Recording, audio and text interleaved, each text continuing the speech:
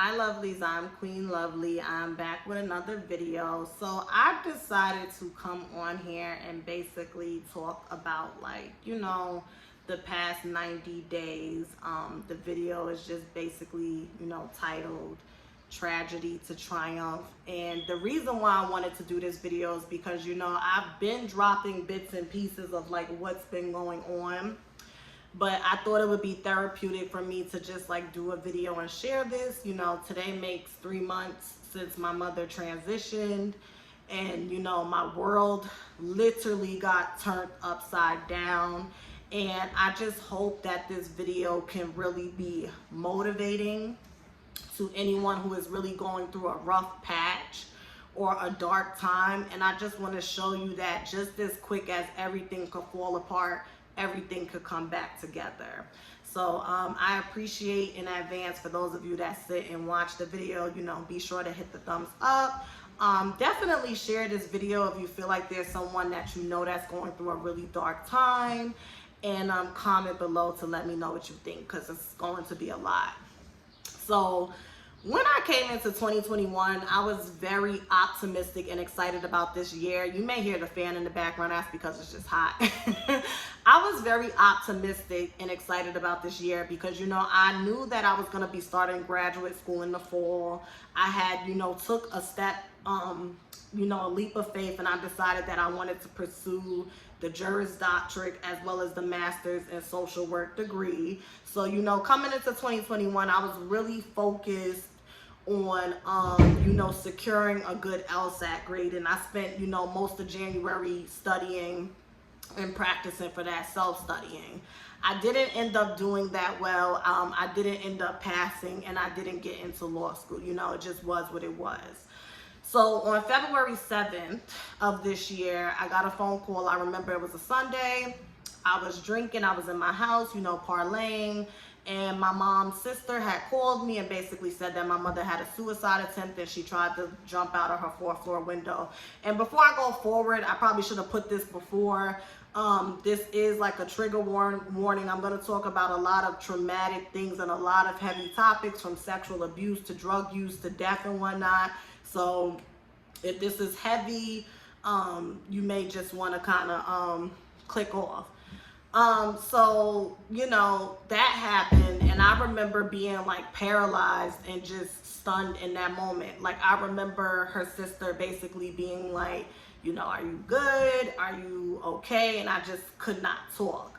I'm the type of person where when something comes at me fast that's really heavy, there's 1 or 2 ways I'm going to deal with it. I'm either going to spring into action to avoid feeling how I really feel and try to present a solution, or I'm just going to shut down and kind of, go inward and figure out how I want to deal with this situation. And I did the second one. I kind of just went inward. Once I was able to gather myself, I called the hospital. I spoke to the psychiatrist. They set up visitation. That following Tuesday, I went to visit her. I remember, seeing my mom. It's a vision that plays in my head a lot. I hate it. I really do, because sometimes I'll just be minding my business, like sitting down, chilling, smoking, drinking some wine, or working, or even when I'm having like an anxiety attack, and I'll just see this vision of her when she's coming out her room with like her hospital gown on, and she looked very disheveled and just very like disassociated from reality. And she couldn't even really speak to me at that time. She laid down for the whole hour visit and kept asking me to put my arms around her and like hug her. It was like a kid. You understand what I'm saying? And it was just very hard to see. It was very hard. And I remember going to see her again that following Sunday on Valentine's Day. I had got some IHOP. I had got like a teddy bear, whatever the case may be. And I went to see her, and she was more upbeat. She was more talkative. And this is when, like, I don't want to say shit hit the fan, but I feel like the rose-colored sunglasses begin to come off about the true nature of individuals on her side of the family. Because the thing is, I always knew that my mother had been sexually abused as a kid, right? And I feel like what happened was it was normalized because the person who did that to her in the family um, is the father of my 3 older brothers, okay? And this is somebody who's always been around. We've been to his house, me and my little brother. There's times where my mother would go and, receive money from him to buy me or provide stuff for the household and stuff like that. And it was just very normalized. And I think what I've been, really dealing with, and, just to give an update today, I sent out 5 emails. That was my goal, to some therapists, potential therapists that I want to work with, and I got 3 emails back. So I'm pretty confident by the end of this week I will be having my first session and I will be getting back into therapy. So I just wanted to give y'all that update. But it was just like, it was normalized. And we know that happens often in Black families where it's like, someone is capable of being a predator. Someone is capable of, abusing kids or being negligent or whatever the case may be. And instead of holding that person accountable to the point where they're removed from the family, they're not able to come around, or you call the authorities and they're put in jail and they're dealt with on that level, it just becomes one of those things where it's like, well, you stay away from that uncle, or you stay away from that cousin, or I don't want to find you alone with this person and that person. And it's sad because it's literally dysfunction. It's literally dysfunction. And this is not even me condemning my mom or talking down on her, because when I went to see her in the psych ward, there was a lot of things that she revealed to me that I didn't know. I didn't know that my mom got turned out on heroin at 13. I didn't know that the person who turned out on heroin, the family member, began having relations with her, and then all of this stuff unfolded. I didn't know that when he was about to be held accountable, my grandmother, which is her mom, intercepted and said, don't do that because that's my daughter, my sister's only son. Like that old school Black family sweep the catastrophic and trauma under the rug, type of energy. I didn't know that. I really did not know that. And I'm just going to be very transparent.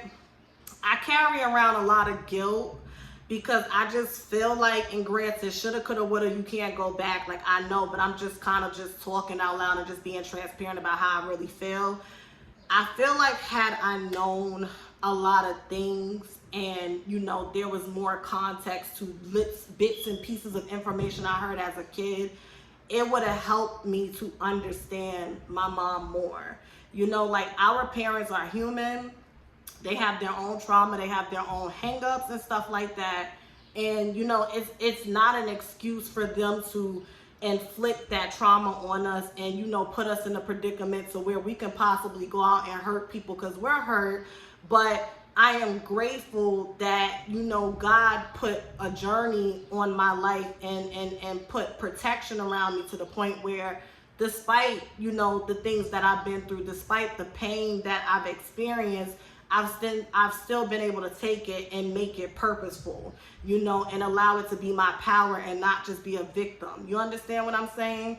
And, the last cohesive conversation I had with my mother, which was that day, was, I am so proud of you that you are going back to school. I am so proud of you that you are going for what you want in your life. You don't have a boyfriend or none of that stuff. Keep it that way. Don't, allow men to come in because, that's my problem. That's why I'm here now. At this time, my mom was engaged to a man that was abusing her. He basically made her give up everything to move in with her. And then, kind of Jekyll and Mr. Hyde did the switcheroo, and it kind of sent her way over the edge. And that was like the last straw that broke the camel's back, which led to her suicide attempt because she had been walking around with so much trauma from an early age, and my mom never really addressed it. I want to say maybe in the last 5 to 6 years, she tried to, go to therapy and stuff, but maybe in her head, she just felt like the damage was just too much. Like when my Nana passed away in 2013, that really was the beginning of the end of my mom living. It was like she was just existing and floating through. And it's very similar parallels. You know, my Nana was very negligent with my mom. She had her own hang-ups. You know, this is back in the 70s and 60s where, you know, as people will say, things were different and it was just different times and this, that, and the third. Because I know a lot of people will say, well, how can these things happen? It was just, you know, different times. And very similar to how I was with my mom, my Nana and my mother were very close up until the day she died. Now with my mom, I was not very close with her. I know a lot of people are familiar with me and my mom having strife and whatnot, but what a lot of people don't know is last summer, around this time to be exact, and I remember it verbatim, I was at work, I was at a nannying job, and you know, I have been going to therapy and, you know, having epiphanies and working some things out, and I just found myself would text her and say, you know, I love you and I forgive you. And, you know, I didn't understand this, but now I do. And just really praying. I would pray to God to, you know, open my heart with forgiveness and have more empathy with her. And it doesn't mean that I still wasn't short-tempered. It doesn't mean that she still didn't do shit to piss me off. But I really was trying. You know, she had a little birthday get-together last year on her birthday on August. I was supposed to be on my way to Cape Cod. My uncle was going to drive me to the Port Authority on 42nd Street and be done with it. I end up derailing my plans and having him drive me to Jersey and then having to take a bus back into the city because I wanted to show up for her. That's how committed I was to really attempting to move in a better direction when it came to our relationship. You know what I mean? And the thing is with my mom, she would have a lot of plans like, oh, I want to do this with you, I want to do that with you, and then it would just never come to fruition. And because I already had this preconceived bias based off of negative experiences with her, I would take it so personal. And come to find out, she had really bad anxiety. And she would tell me that, but I didn't hear her. It's like I heard her, but I was not listening because I was so blocked with anger and disappointment and letdown and heartbreak from things that she said, things that she's done. You understand what I'm saying? My mom has, you know, when I went away to college, she called up there. I was at a predominantly white institution. She had these white ass, cracker ass cops come on my goddamn floor with all of these people, these nosy ass kids in my damn business, talking about your mother called up here and said you stole her belongings. I ain't steal none of her shit. I mean, if she's one of those parents that's like, well, everything is in my house is mine. But my mom used to do shit like that. When I used to work at Power 105, she called up there and cursed the receptionist out and was threatening to come up there. Like, these are things that my mom used to do and things that she used to say. And I didn't know at the time that she had a drug abuse problem. I didn't know at the time that on top of her having her mental instabilities that was activated by trauma and drug use, I really did not know these things. I didn't. It's a thing where it's like, it's like you know something is off and you know something is possible, but it's not in front of your face. And my little brother, who actually lived with her, he probably got the most battle wounds. Because, you know, once college came around, I left and I went away. Now, in between breaks, I did try to think of coming home, but it just didn't work. It just didn't work. The household was toxic, and it just was not a conducive place for a student who is trying to, like, you know, work, stack their money, and then go back to school, or whatever the case may be. You know, my parents never sent me care packages. I didn't have those parents where when it was time to move in, they would make my bed up and shit and organize shit. I did a lot of things by myself, and I was grateful to have cousins and whatnot on my mother's side who helped me here and there. But there was always like this emotional void in my heart, because it's like you see people interacting, especially as a woman. You'll see your girlfriends interacting with their moms, and you're just like, damn, like I really don't have that. Like I really don't have that. You understand what I'm saying?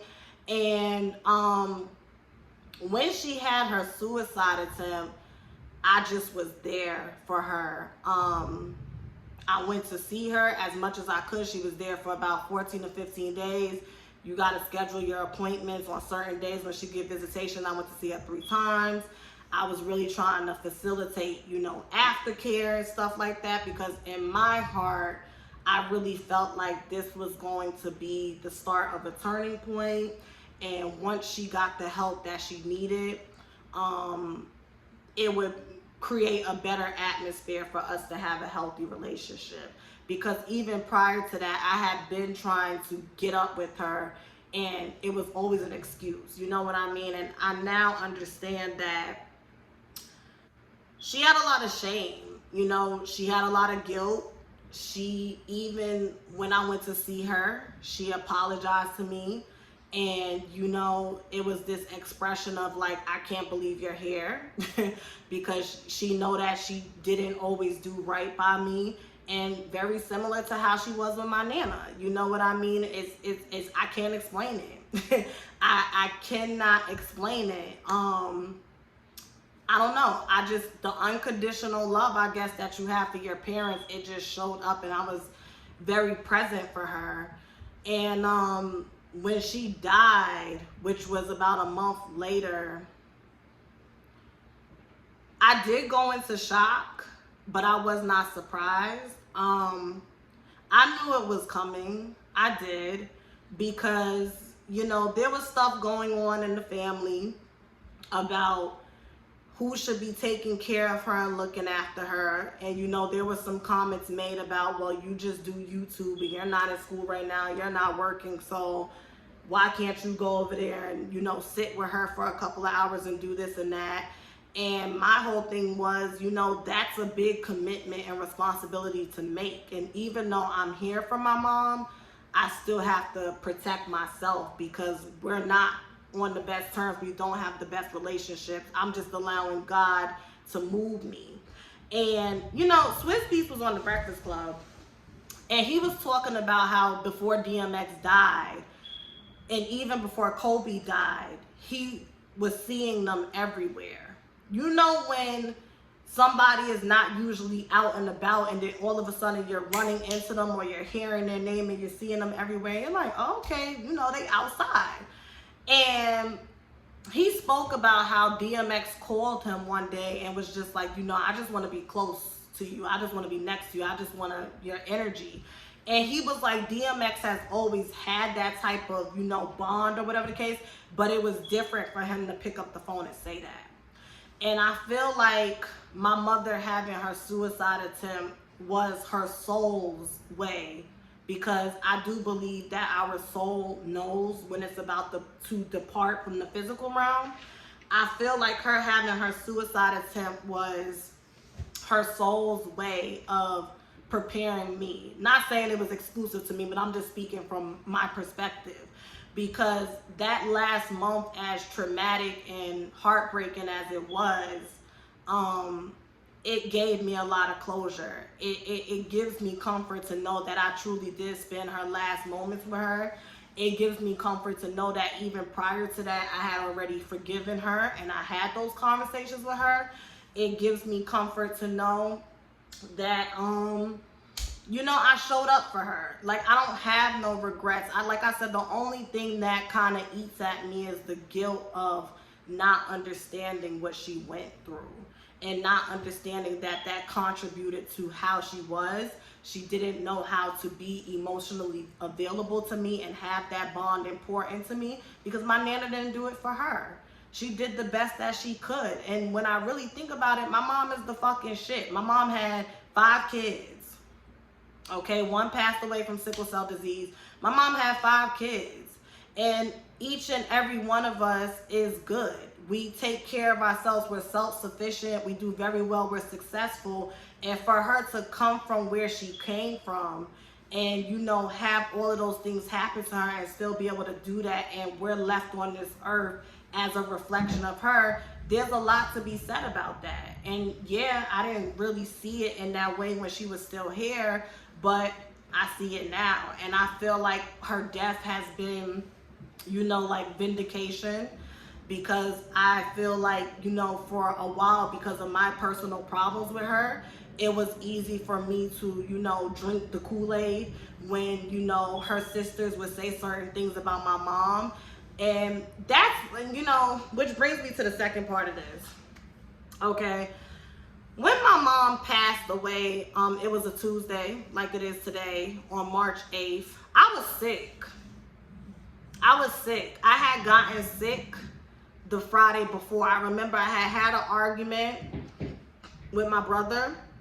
I had exchanged some words with my mother's sister because she had offered to have my mom come to her house. And then within 72 hours, she was on my line complaining about how, oh, your mom is not doing this and doing that, blah, blah, blah, blah, blah. And I kind of just went stupid on her. You know, I really went stupid on her because I'm just like, damn, you could at least give it a week.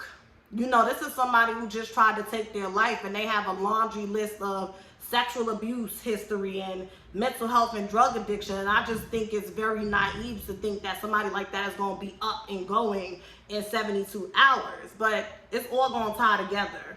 So, you know, I just would drink the Kool-Aid. But last year during the pandemic, I started to get these knots in my stomach as it pertained to my mother's side of the family. Something wasn't right. I was being told by my mentor at the time, like, you know, there's gonna be something big that's gonna be, you know, revealed. Something is gonna come, and I would have never, ever, ever imagined that any of these things would happen in 2021. I'm not surprised that I don't talk to my mother's side of the family, but the way that it unfolded and the way that it came about, I could have never imagined or been prepared emotionally or physically or mentally or spiritually for it. All of this shit caught me by left field. I got sick the weekend before she passed. When she passed, I remember I was in so much shock. I went and did laundry that day because I just didn't want to think about it, and I didn't want to speak to nobody. And the following day when I went to the hospital because I wasn't feeling well, I found out that I had COVID, and then they ended up admitting me. And that was traumatic in itself because, you know, I just felt like there was so much mortality and death confronting me. You know, my mother just passed, and now I have this very serious virus, and it's so serious to the point where I have to be hospitalized, and I ended up being there for 5 days. While I'm in the hospital, first of all, the day after my mother passed, you know, before I could even catch my breath, her sister is on my phone with funeral arrangements and getting attitudey and agitated because I'm not moving quick enough to submit certain paperwork and whatnot. And I'm just thinking, what the fuck? My mom just passed, okay? I was very emotionally invested in her healing and everything. Like, all of these things is happening back to back. Literally a month ago, she tried to commit suicide. I have yet to fully recover from that. And then she passes. And then it fucks with me because the night before she passed, I spoke to my little brother who lived with her. And I'm like, listen, if you need anything, just call me. But I'm sick. So I'm sleeping harder because I'm typically the type of person, if you call me while I'm asleep, I'll wake up. But when I'm really tired or I'm sick, it's done. He called me. I woke up at like 4 something in the morning and seeing missed calls. And he's like, okay, she told me to call the ambulance. She's at the hospital. I'm like, okay. Then I seen I had missed calls at 501 and 502. And then later on that day, I'm trying to call the hospital and they're giving me the runaround. And to be honest, in my gut, I knew she was gone. They couldn't tell me the information, but I knew she was gone because I just thought it was weird that any other time I call up to this hospital, y'all are able to transfer me and locate her, and y'all transfer me all over the place and nobody knows where she is. And then somebody slipped up and said she's not here, but because I was so tired, I didn't investigate, because I think the minute somebody dies in a hospital, it's like they automatically remove them from the system. They're no longer have been admitted or came in and now goes under like a death or whatever the case may be. So I don't even have time to really process these things. And y'all, the next day, y'all start making funeral arrangements. And because I'm in shock and I shut down, I'm like, listen, I don't want nothing to do with it. Just cremate her and give me her ashes. I knew that really wasn't going to be no problem with her being cremated because, you know, burials are expensive. That is the most cost-effective way to go. But for me, I just wanted to have a piece of her and do a ceremony on my own. I'm in shock because I just feel like y'all coming at me so quick with so much, I have to shut y'all out. And then I got admitted into the hospital. Y'all, I was so stressed in the hospital. I was having horrible cough and panic attacks. Horrible. I could not even walk to the bathroom. The bathroom, if anybody's ever been to a hospital, a bathroom ain't that far when you got it in your hospital room. I could not even walk to the bathroom without, out of nowhere, like my heart would just start beating mad fast. I would start coughing and the nurses would have to come in. Or sometimes I would just be laying in bed and my phone would ding because, you know, everybody's texting you my condolences, whatever the case may be. And then on top of that, it's like people is hitting me, oh, well, you know, we need this paperwork, whatever the case may be. This is how much y'all need to contribute to the funeral, $2,000, whatever the case may be. And I would start having panic attacks. It got to the point, bless this nurse's heart, this black woman, she had just lost her godmother too. And she was saying, listen, you're sick. You're sick. You're in the hospital with COVID. This is very serious. That's your mom. I'm not even trying to tell you like how to do it, whatever the case may be, but we just trying to get you better. You gotta put, like, they would take my phone and come in and hold my hand and be like, you know, count backwards from 10 because I was so overwhelmed. I was so overwhelmed and it left such a nasty taste in my mouth. Then the day when I get released from the hospital, I end up getting into it with this stupid fucking bum that I lived with because I had COVID and my landlord called me and said, if you order food, just have, you know, so-and-so go and get it. That way you're not walking through the house. And I said, okay. I had ordered some Chipotle. I asked my roommate if he could retrieve it. And the other dude who lived there, mind you, didn't say nothing to this person, not talking to this person at all, goes, fuck that bitch. Fuck that disease bitch. Like, leave it right there. Who are you talking to? When I say I flew out of my fucking room like a bat out of hell, they had like these Seagram bottles on the they was drinking because they're fucking alcoholics and addicts. I threw that shit and flipped the table like, who the fuck are you talking to? Like, I had enough. I had it enough. I had it up to here because the quickest way to set me off is if I am genuinely minding my fucking business and staying out of yours and you just disrespect or violate me for no fucking reason. That is the quickest way to set me off. You really want to get a rise out of me? If I already don't really vibe you and there's already tension there or something is going on with me and you just go out of your way to fuck with me, you're going to get exactly what your hand is calling for. It got nasty. I remember calling my cousin, crying hysterically. She ain't really say much, whatever. She was just like, oh, you need to focus on getting out that house, whatever the case may be. I didn't really like how my mother's side of the family was dealing with me. I feel like they were not equipped to have enough compassion and empathy for me.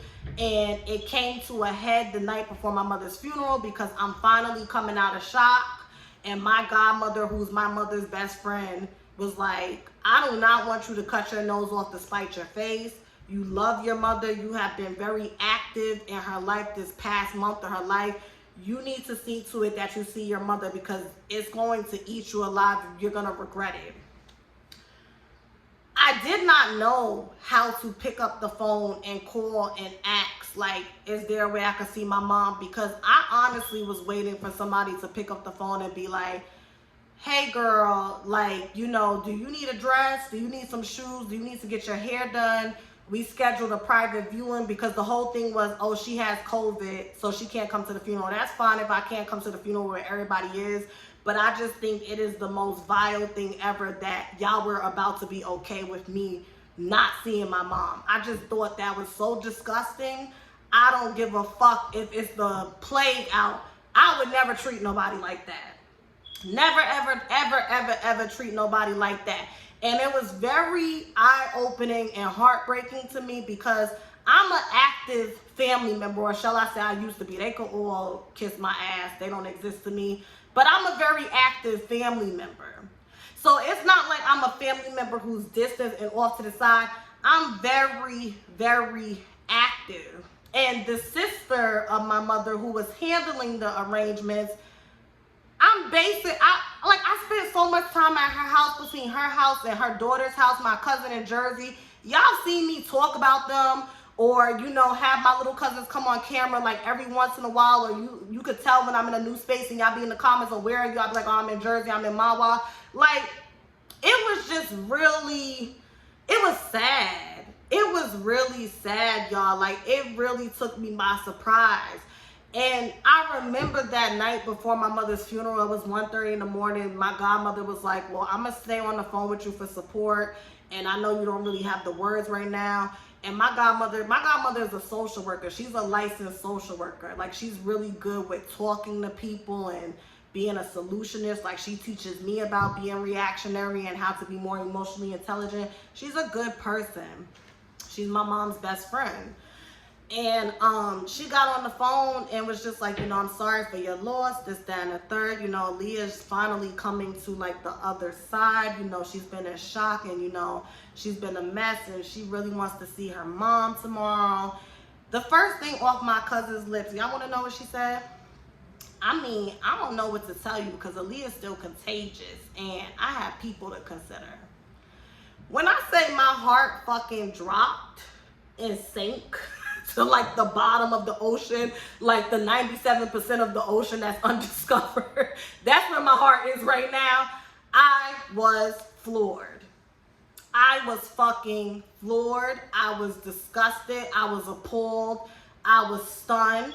My godmother continued with, well, is there a way we can make this happen? My cousin is shooting everything down. I ended up cursing her out. I called her all types of bitches. I went the fuck off on her. And the reason why I went the fuck off on her is because I cut into the conversation and I was crying and my voice was elevated. And I'm like, I don't understand how y'all didn't think to plan something for me. Like, how can you possibly be okay with going to bury my mother tomorrow and her only daughter won't be present or see? Like, how can you be okay with that? And out of my siblings at the time, I had given $1,500. Remember, y'all, the GoFundMe. So it's like, I'm the sibling that contributed the most despite being in the fucking hospital with COVID and dealing with this. I'm the sibling who was the most proactive when she had her suicide attempt. And y'all really gonna try to shit on me and not even think like, okay, let's just plan something just in case. Y'all didn't even check in and be like, we know you the day after your mom died. It was not even a full 24 hours. We know that you said you didn't want to go, but it's been a week now. Did you change your mind? You know, because we know you was sick, you dealing. Just heartless. And it all just started to come together. It just all started to come together. And I think the reason why the situation triggered me so much, outside of it catching me off guard and just being traumatic, is because I feel my mother's pain. My mother talks to me and I hear her say, this is how they treated me. They don't have empathy. They don't have enough emotional bandwidth to, they're nasty. They're nasty people. That's the nicest way I could say it. They're nasty people. They're not good people. Like, everybody has their hang-ups, but nasty. When I say left my ass for fucking dead the past 90 days, if it was not for my cousin Sadiqa, my aunt Savasia, and my two cousins, Kerry and Diane, and I could just say it because those are the four people that's really been holding me down, I don't know where I would be. Because when I say everybody on that side has dispersed, and I don't give a fuck if you text me and check in, because it's, you know, in families, it's like hierarchies, and, you know, I was just, because I did a Facebook Live because, you know, after that situation happened between me and my cousin, she went running her mouth telling everybody and, you know, tried to make it seem like I got on the phone and cursed her out. The story was, oh, well, Aaliyah wanted to go to the funeral and, you know, I told her that, you know, she has COVID and she cursed me out. That ain't what happened. It's the fact that you flatly said that I was still contagious and you had no coof and no tact and no empathy and no compassion and no heart, and you was very nasty and cold because you're a nasty, cold person. That's what happened. And I didn't like that, because when that happened, my hand to God, I didn't talk about it with nobody, because I'm like, you know, this is somebody that I really value. This is somebody I really care about. This is somebody who's supposed to be my godmother, which is weird. It's so funny how, like, my mom passes away and this is when you decide you want to fall down on the job of being my godmother, and you want to say stuff like, oh, well, you know, because Letitia, that's my mom's name, didn't really pour into her, she thought it was my responsibility to be her mom. Heard you. You don't have to worry about that no more. You are free of the responsibility. But it got really nasty because I felt like y'all motherfuckers is kicking me while I'm down. Y'all gossiping about me. Y'all spreading false narratives. So I made a Facebook. I added the family members and I told the story. And of course they didn't like that, because bitches hate when they get hit in their chest with the truth. But you're not gonna do that to me. You're not gonna take advantage and kick me while I'm down and while I'm vulnerable and have roundtable discussions about me and open Pandora's box for shit to be twisted and turned. And then when I come and tell the actual truth, you have a problem with it. So it's just real funky right now. That's why I said I can't wait to start therapy, because I'm officially like in a space where I'm ready to actively begin moving forward. I've been physically just floating, existing, and surviving, looking for my new apartment, school, and just, you know, maintaining my sanity and protecting myself and stuff like that. But I always said that once I found my apartment and registered for classes, I would get right back to, you know, prioritizing my mental health. And that's pretty much all she wrote. That's what's been going on. And despite all of those things happening, I remember the day I got out the hospital, that's when I got an email that I didn't get to law school. Like, I was getting slammed with a lot. And I'm so appreciative to my spiritual advisor, my spiritual mother. I call her Pray Lectra, Psychic Leo Brown. Please go check out his YouTube channel.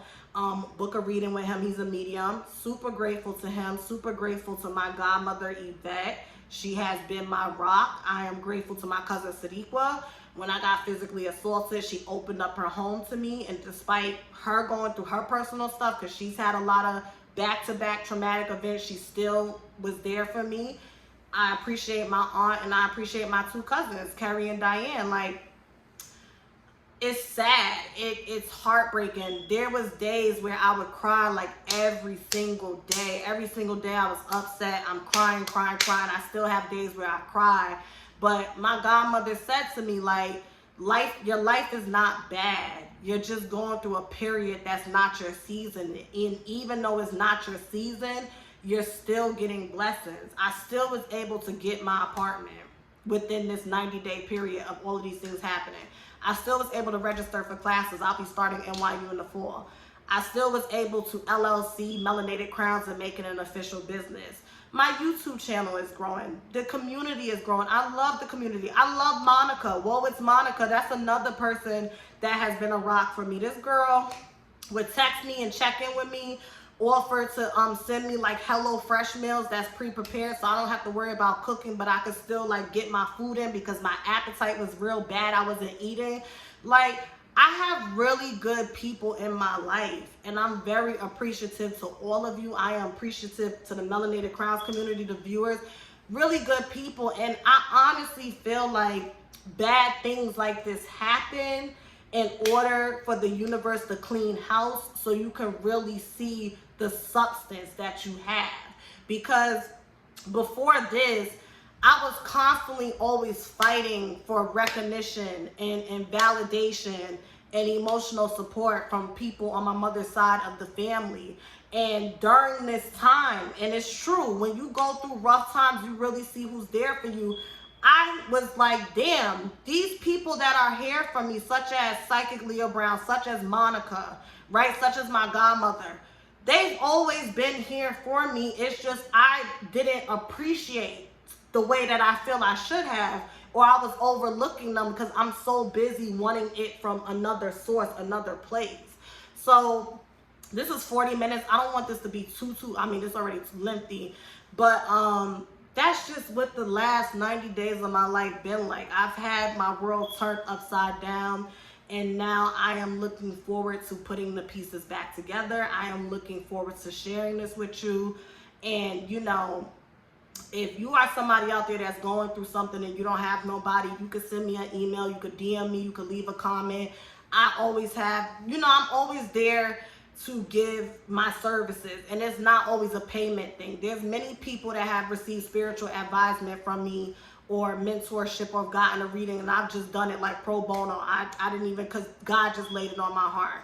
So if you feel like you have nobody, you have a support system here. I love how in the comments we're respectful, we're transparent, we're comfortable, we share. Like, I just love the energy, and I'm just excited. I'm excited to heal.